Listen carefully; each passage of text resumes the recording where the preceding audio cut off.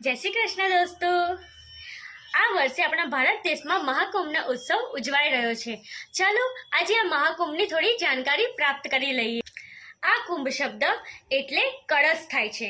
આ એ અમૃત કળશ જે સમુદ્ર મંથનના સમયે બહાર આવ્યો હતો અને આ અમૃત કળશના કારણે દેવતાઓ અને દાનવો વચ્ચે 12 દિવસ સુધી યુદ્ધ ચાલ્યું હતું।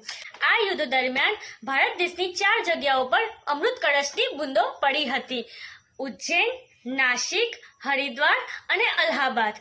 આ બૂંદોના કારણે તે જગ્યાઓની નદીઓનું સ્નાન પવિત્ર અને અમૃત તુલ્ય ગણાય છે અને આ કારણે આપણા ભારત દેશમાં કુંભના ઉત્સવ ઉજવાઈ રહ્યા છે। કુંભના પ્રકાર 3 છે: અર્ધકુંભ, પૂર્ણકુંભ અને મહાકુંભ।